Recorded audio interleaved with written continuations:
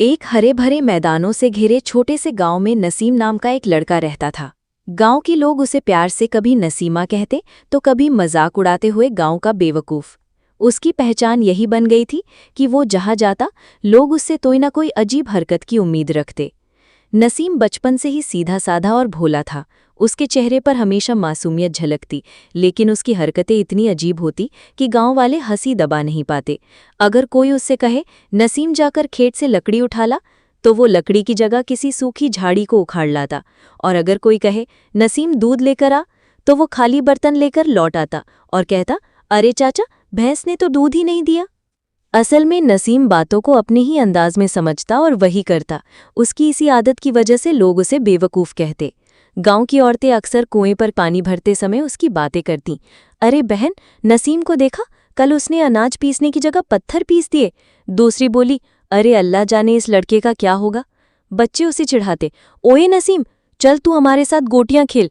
लेकिन जब वो खेलता तो नियम ही बदल देता। जैसे अगर किसी की गोटी बाहर करनी हो तो वो उल्टा अपनी ही गोटी बाहर कर देता। बच्चे हंसते हंसते लोटपोट हो जाते थे, लेकिन उसकी माँ उसे हमेशा दिलासा देती।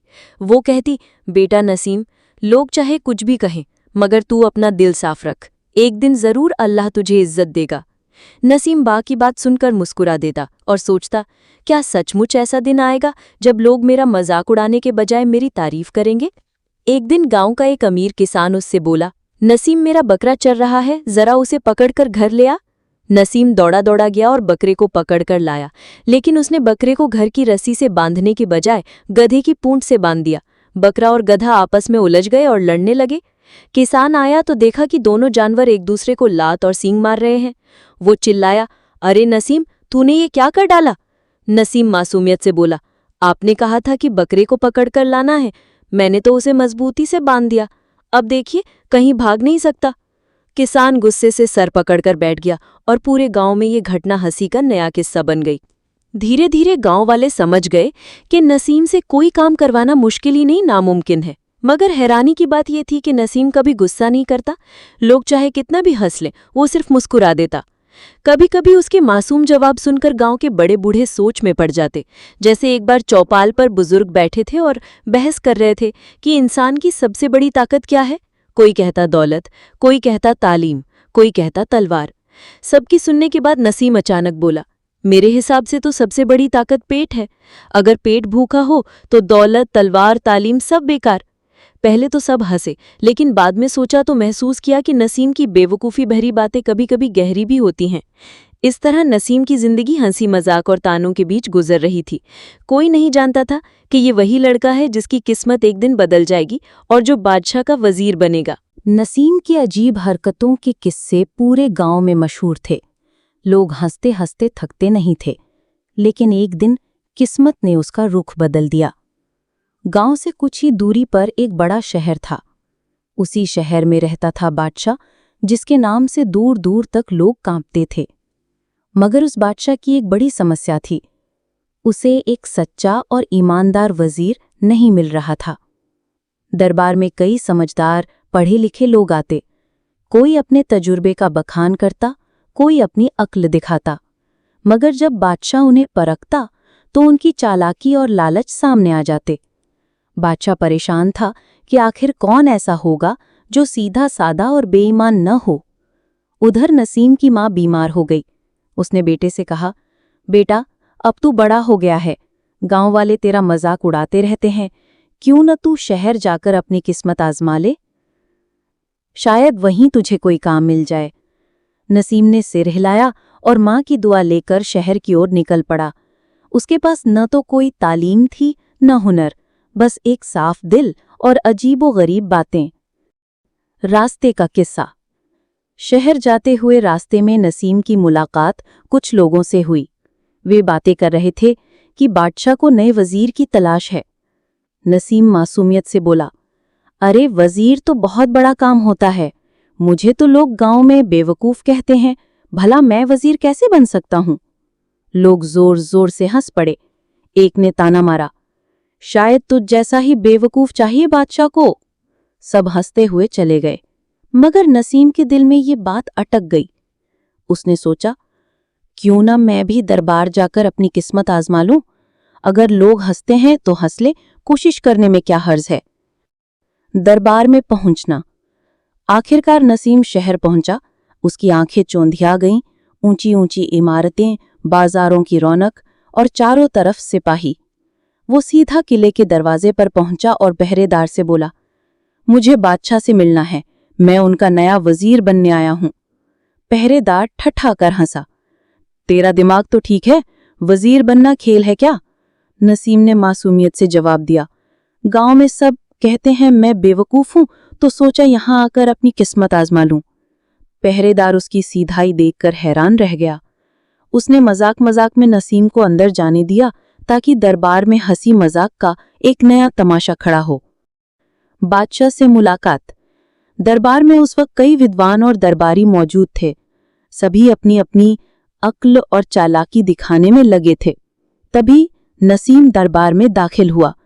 वो सीधे बादशाह के सामने जाकर बोला, सलाम बादशाह सलामत, मैं आपका नया वजीर बनने आया हूं।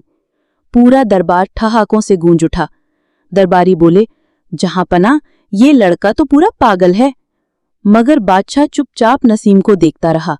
उसे इस लड़के की आंखों में साफ गोई और निर्भीकता नजर आई। उसने सोचा, कमाल है, जहां लोग डरते हैं वहां ये बेधड़क आकर वजीर बनने की बात कर रहा है। बादशाह ने मुस्कुराकर कहा, ठीक है लड़के, अगर तू वजीर बनना चाहता है तो पहले तुझे 3 सवालों के जवाब देने होंगे। पूरा दरबार खामोश हो गया। सबको लग रहा था कि अब ये बेवकूफ लड़का और भी मजाक बनाएगा। पहला सवाल, बादशाह ने पूछा, दुनिया की सबसे बड़ी दौलत क्या है? दरबारी एक से एक जवाब देने लगे, सोना, चांदी, जमीन, तख्त व ताज। मगर नसीम ने बिना सोचे कहा, जहां पना, सबसे बड़ी दौलत पेट भर खाना है। अगर इंसान भूखा हो तो उसके लिए सोना भी मिट्टी है। पूरा दरबार चौंक गया। बादशाह ने हल्की मुस्कान के साथ उसकी ओर देखा। दरबार में खामोशी छा गई थी। सबको यकीन था कि नसीम पहला ही सवाल गलत कर देगा, लेकिन उसका जवाब सुनकर लोग हैरान रह गए। बादशाह ने अपनी दाढ़ी पर हाथ फेरा और बोला, अच्छा लड़के, तूने पहली बार ही सबको चौंका दिया। अब सुन, दूसरा सवाल है। दूसरा सवाल, बादशाह ने पूछा, दुनिया की सबसे बड़ी ताकत क्या है? दरबारी एक एक कर बोलने लगे। कोई बोला, जहांपना, तलवार की ताकत सबसे बड़ी है। दूसरा बोला, नहीं, दौलत से बड़ी ताकत कोई नहीं। तीसरा बोला, इल्म यानी ज्ञान से बढ़कर कोई ताकत नहीं। सब अपने अपने जवाब दे रहे थे, मगर नसीम चुपचाप खड़ा था। बादशाह ने कहा, तू क्यों चुप है? बता, तेरे हिसाब से सबसे बड़ी ताकत क्या है? नसीम ने मासूमियत से कहा, जहांपना, मेरी नज़र में सबसे बड़ी ताकत सच है। सच के सामने तलवार भी झुक जाती है, दौलत भी मिट्टी बन जाती है और झूठा इल्म भी बेकार हो जाता है। अगर बादशाह सच बोले तो रियाया जान देने को तैयार हो जाती है। अगर गरीब सच बोले तो अमीर भी उसका कर्जदार हो जाता है। दरबार में सन्नाटा छा गया। सबके चेहरे पर हैरानी थी। लोगों ने सोचा, ये वही लड़का है जिसे गांव वाले बेवकूफ कहते थे। बादशाह की आंखों में चमक आ गई। उसने तीसरा और आखिरी सवाल किया। तीसरा सवाल, बताओ लड़के, दुनिया का सबसे बड़ा दुश्मन कौन है? दरबारियों ने तुरंत जवाब दिए। कोई बोला, हमारे दुश्मन मुल्क। कोई बोला, बगावत करने वाले। कोई बोला, गरीबी और बीमारी। नसीम थोड़ी देर सोचता रहा, फिर बोला, जहांपना, इंसान का सबसे बड़ा दुश्मन उसकी खुद की नफ्स यानी झूठी अकड़ और लालच है। बाहर का दुश्मन तो तलवार से हार जाता है, मगर अंदर का दुश्मन अगर जीत जाए तो इंसान बर्बाद हो जाता है। जो अपने नफ्स को काबू कर ले उसे कोई भी हरा नहीं सकता। दरबार में सनसनी छा गई। नसीम के ये अल्फाज सुनकर पूरा दरबार सन्न रह गया। लोग हैरानी से एक दूसरे को देखने लगे। एक बूढ़ा वजीर जो बरसों से दरबार में था बड़बड़ाया, कमाल है, ये लड़का तो हमारी सारी किताबों का निचोड़ 3 लफ्जों में बता गया। बादशाह अपनी जगह से उठ खड़ा हुआ। उसने ताली बजाई और बोला, मुझे मिल गया मेरा वजीर। आज से ये लड़का, जिसे लोग बेवकूफ कहते थे, मेरा सबसे करीबी वजीर होगा। दरबार में हलचल मच गई।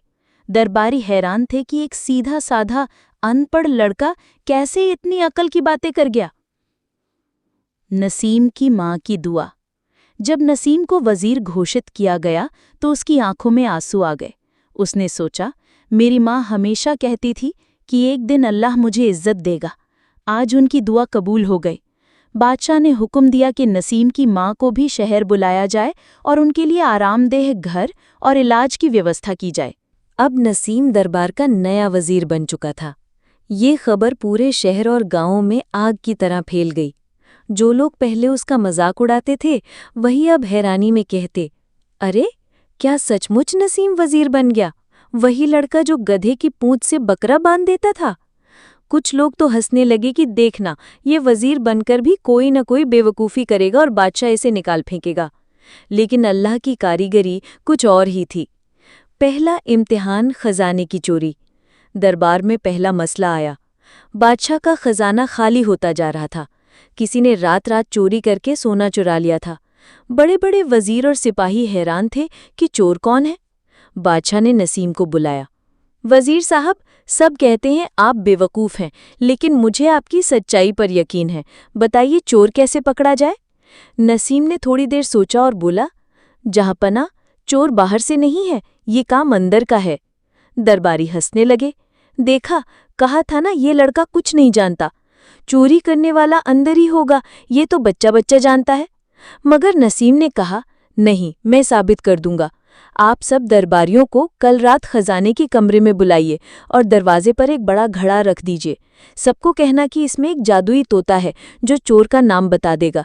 हर दरबारी को आदेश दीजिए कि घड़े के अंदर हाथ डालकर तोते को छुएं। अगर चोर होगा तो तोता उसकी उंगली पकड़ लेगा। बादशाह ने कहा, लेकिन उसमें तो तोता है ही नहीं, फिर ये कैसे काम करेगा? नसीम मुस्कुराया, जहाँपना, आप बस मेरी बात मान लीजिए। जादुई घड़े का राज। अगले दिन दरबार में वही हुआ। सब दरबारी एक एक करके आए, लेकिन नसीम ने चुपके से उस घड़े के अंदर कोयले की काली राख भर दी थी। ईमानदार दरबारी निडर होकर हाथ डालते और उनके हाथ काले हो जाते। मगर असली चोर डर गया कि कहीं सचमुच कोई जादुई तोता ना हो। उसने डर की वजह से घड़े में हाथ ही नहीं डाला। जब सबके हाथ देखे गए तो केवल एक आदमी के हाथ साफ थे, वही चोर निकला। बादशाह दंग रह गया। उसने नसीम की अक्ल की तारीफ की और कहा, वाह वजीर, तुम्हारी बेवकूफ़ी ही तुम्हारी सबसे बड़ी अक्ल है। दूसरा इम्तिहान, दो औरतों का झगड़ा। कुछ ही दिनों बाद दरबार में दो औरतें आईं। दोनों के हाथ में एक छोटा बच्चा था। दोनों कह रही थी, जहाँपना, ये बच्चा मेरा है। बादशाह सोच में पड़ गया। उसने दरबारियों से सलाह ली, मगर कोई हल नहीं निकला। आखिरकार उसने नसीम की उम्र देखा। वजीर, अब तुम ही कुछ बताओ। नसीम ने बिना सोचे कहा, जहाँपना, इस बच्चे को तलवार से दो टुकड़े कर दीजिए। एक टुकड़ा पहली औरत को, दूसरा दूसरी औरत को। पूरा दरबार चौंक गया। सबको लगा, लो, अब नसीम की असली बेवकूफ़ी सामने आ गई। लेकिन तभी असली माँ रो पड़ी। उसने कहा, जहाँपना, बच्चा चाहे मुझे ना दीजिए, लेकिन इसे मत मारिए, इसे दूसरी औरत को दे दीजिए। नसीम मुस्कुराया और बोला, जहाँपना, यही असली माँ है, क्योंकि माँ अपने बच्चे को खो सकती है, लेकिन उसे मरते कभी नहीं देख सकती। बादशाह खड़ा हो गया और बोला, कमाल है नसीम, तुम तो हिकमत और अक्ल में सबसे आगे हो। अब नसीम का नाम पूरे राज्य में गूंजने लगा था। लोग पहले उसे गांव का बेवकूफ़ कहते थे, मगर अब सब उसकी अक्ल और सच्चाई के कायल हो गए थे। बादशाह उसे हर मुश्किल काम सौंपता और नसीम अपनी सादगी और अजीब सी तरकीबों से हर बार कामयाबी हासिल कर लेता। लेकिन जितना नसीम की इज्जत बढ़ रही थी, उतना ही दरबार के कुछ पुराने वजीरों और अमीरों के दिलों में जलन पैदा हो रही थी। वे आपस में कहते, ये अनपढ़ और गंवार लड़का हमारी जगह ले रहा है। अगर इसी तरह रहा तो हम सबकी कोई इज्जत नहीं बचेगी। हमें इसे किसी तरह दरबार से निकालना होगा। साजिश की शुरुआत। एक दिन कुछ दरबारी आपस में मिले और साजिश रची। उन्होंने बादशाह से कहा, जहाँपना, नसीम आपकी इज्जत का मजाक उड़ा रहा है। वो कहता है कि वो आपसे भी ज्यादा समझदार है। बादशाह चौंका। वो जानता था कि नसीम ऐसा कभी नहीं कह सकता, मगर उसने सोचा, चलो इस बहाने उसकी अक्ल को और परख लिया जाए। बादशाह ने नसीम को बुलाया और कहा, सुना है तुम कहते हो कि तुम मुझसे ज्यादा समझदार हो। नसीम मासूमियत से हंस पड़ा और बोला, जहाँपना, लोग मुझे बेवकूफ़ कहते हैं। अगर मैं आपसे ज़्यादा अक्लमंद हुआ तो फिर आप बेवकूफ़ कहलाएंगे, और ये तो नामुमकिन है। इसलिए हकीकत यही है कि मैं आपसे कम ही हूँ। बादशाह जोर से हंस पड़ा और समझ गया कि ये लड़का कितना सीधा है। मगर दरबारियों का गुस्सा और बढ़ गया। बड़ा इम्तिहान, 3 रहस्य। दरबारियों ने आखिरी चाल चली। उन्होंने बादशाह से कहा, जहांपना, नसीम सचमुच समझदार है तो उससे 3 मुश्किल सवाल पूछिए। अगर वो सही जवाब दे तो हम सब मान लेंगे कि वो काबिल है। अगर नहीं दे पाया तो उसे वजीर से हटा दीजिए। बादशाह ने हामी भर ली और नसीम को बुलाकर कहा, वजीर, अब तुम्हें 3 राज बताने होंगे। अगर बता दिए तो तुम्हारी अक्ल साबित होगी, वरना तुमको दरबार छोड़ना पड़ेगा। नसीम बोला, जहांपना, अगर मेरी अक्ल परखनी है तो पूछिए। जो अल्लाह ने मेरी समझ में रखा होगा वही कहूंगा। पहला रहस्य। बादशाह ने पूछा, बताओ आसमान में कितने तारे हैं? दरबारियों ने सोचा, अब नसीम फंसा। मगर नसीम बोला, जहांपना, आसमान में उतने ही तारे हैं जितने धरती पर पेड़ों की पत्तियां। अगर यकीन ना हो तो गिनवा लीजिए।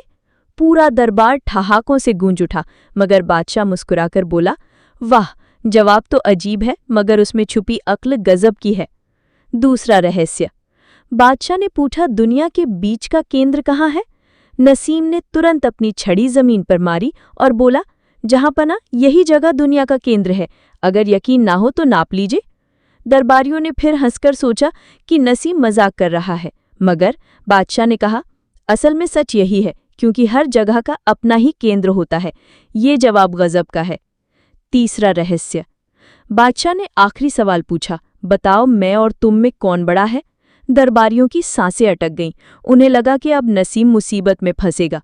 मगर नसीम ने सिर झुकाकर कहा, जहांपना, आप बड़े हैं, लेकिन अगर आप मुझे पकड़कर जेल में डाल दें और खुद मेरे सामने खड़े हों तो उस वक्त मैं बड़ा कहलाऊंगा, क्योंकि आप नीचे होंगे और मैं ऊपर।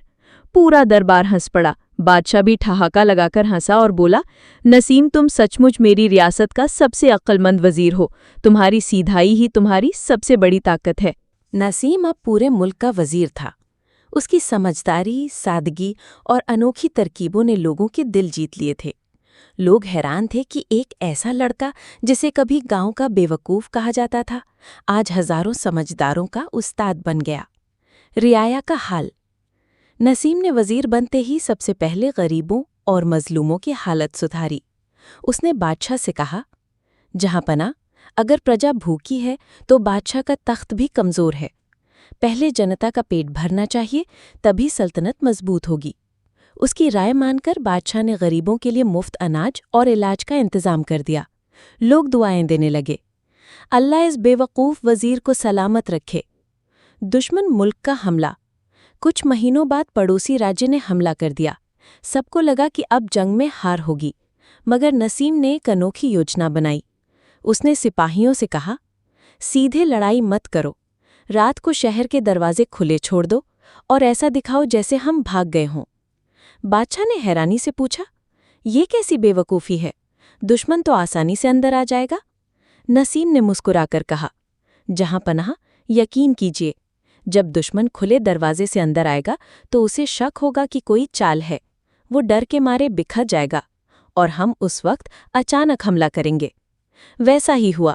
दुश्मन फौज दरवाजे खुले देखकर घबरा गई। उन्हें लगा कि अंदर जाल बिछा है। उनकी पंक्तियां टूटी और उसी वक्त नसीम ने अचानक हमला करवा दिया। दुश्मन हारकर भाग गया। पूरा मुल्क झूम उठा, जिंदाबाद बेवकूफ़ वजीर, अल्लाह इसकी अक्ल सलामत रखे। नसीम का फ़लसफ़ा। एक रोज़ बादशाह ने दरबार में पूछा, नसीम, तुम सचमुच कमाल हो, लेकिन हमें बताओ तुम्हारा राज क्या है? तुम कैसे हर बार कामयाब हो जाते हो? नसीम ने सर झुकाकर कहा, जहांपनाह, मेरा कोई राज नहीं। लोग मुझे बेवकूफ़ कहते हैं, इसलिए मैं हर मसले को आसान समझता हूँ। मैं चालाकी से नहीं बल्कि सच्चाई से सोचता हूँ। जब इंसान का दिल साफ हो और वो अल्लाह पर भरोसा करे तो मुश्किल आसान हो जाती है। बादशाह ने ताली बजाकर कहा, वाह, यही असली अक्लमंदी है, सीधापन और सच्चाई। गांव वालों की आंखें खुलीं। जब नसीम अपनी माँ को लेकर गांव आया तो लोग उसे देखकर शर्मिंदा हो गए।